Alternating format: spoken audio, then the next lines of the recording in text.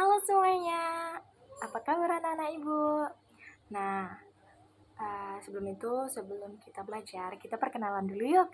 Nah, jadi sebelumnya ibu mengucapkan Bismillahirrahmanirrahim. Assalamualaikum warahmatullahi wabarakatuh. Perkenalkan, nama Ibu Lili Fionika. Jadi anak ibu bisa manggil ibu tuh Bu Lili ya. Nah, jadi kali ini ibu mau memperjelaskan tentang example non sample gitu kan. Jadi kan example non sample ini ada definisinya, ada langkah-langkahnya, ada juga kelebihan dalam modal pembelajaran, lalu ada juga kekurangannya. Nah, itu dia. Jadi sebelum masuk ke materi dalam, kita akan membuka dulu definisinya gitu kan. Nah, jadi gini loh, definisi modal pembelajaran example non sample itu tipe pembelajaran yang mengaktifkan siswa dengan cara guru menempelkan contoh gambar sesuai dengan tujuan pembelajaran dan gambar lainnya gitu kan, yang relevan dengan tujuan pembelajaran. Kemudian siswa disuruh untuk menganalisis dan mendiskusikan hasil analisis sehingga siswa dapat membuat konsep esensial. Nah, jadi itu maksudnya gini loh, Nah, kayak contohnya seperti ini. Maaf ya, ibu cuman bisa ambil dari HP, ibu nggak punya laptop gitu kan. Jadi nggak bisa ngeditnya itu, maksudnya nggak bisa masukkan ke ini, masuk bagian videonya gitu kan. Jadi gitu ya, ala kadarnya ibu buat. Jadi anak ibu bisa lihat. Gini deh, nampak nggak? Sedikit ya. Oke, seperti ini. Nah, jadi dengan dikasih gambar, misalnya gambar katak gitu kan, gambar telur, cebong gitu kan. Jadi bisa tahu gitu kan. Oh, sebelum lahirnya katak itu ada cebong. Sebelum terbentuk jadi cebong itu ada telur. Nah, itu seperti itulah, Nak. Jadi example non sample itu dia modal belajarnya itu memakai gambar, jadi agar mudah dipahami sama kita kayak anak-anak ibu inilah gitu kan. Lalu yang kedua, langkah-langkah model pembelajaran example non sample. Nah, jadi gini langkah-langkah yang pertama itu dia guru mempersiapkan gambar-gambar sesuai dengan tujuan pembelajaran. Nah, ini pun aturan ibu salah juga gitu kan, belum mempersiapkannya kepada anak-anak ibu gitu kan. Sebenarnya bukan belum mempersiapkan gitu, cuman ibu kurang pandai gitu.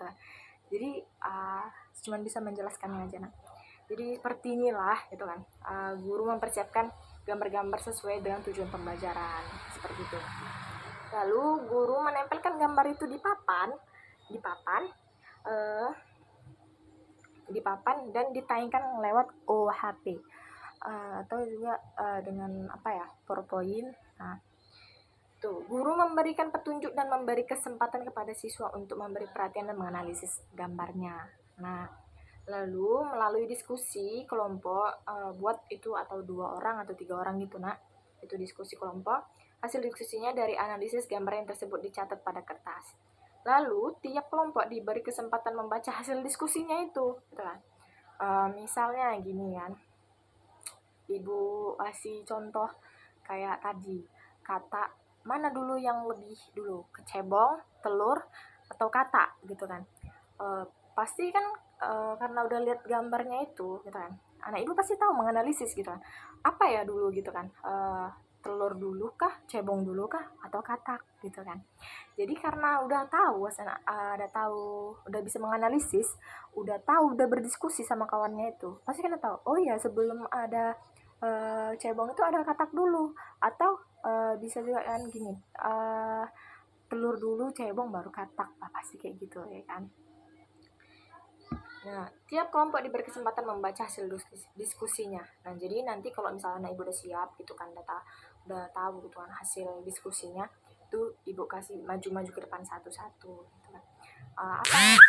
gambaran apa yang di sini gitu kan, gambaran apa gitu.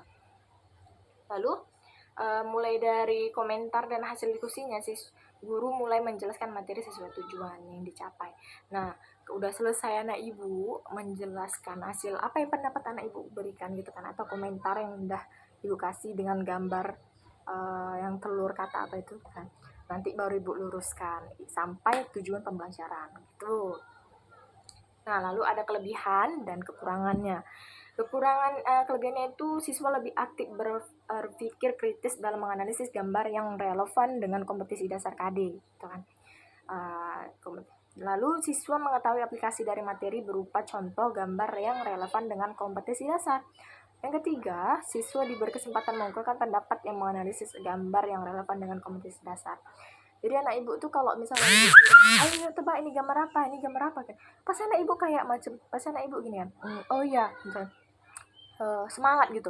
Jadi lebih, ibu aku mau bu, aku mau, pasti kayak gitu anak ibu kan. Apalagi udah namanya udah langsung dikasih bintang, dikasih reward atau dikasih bekerja sama, berkelompok. Itu berkelompok itu pasti kan pas senang kali gitu kan. Makin semangat anak ibu, makin ayo siapa yang bisa, aku bisa jawabin semua gitu kan, nggak mau kalah semua gitu. Nah, lalu kekurangan ini, tidak semua materi yang dapat disampaikan atau disajikan dalam bentuk gambar gitu.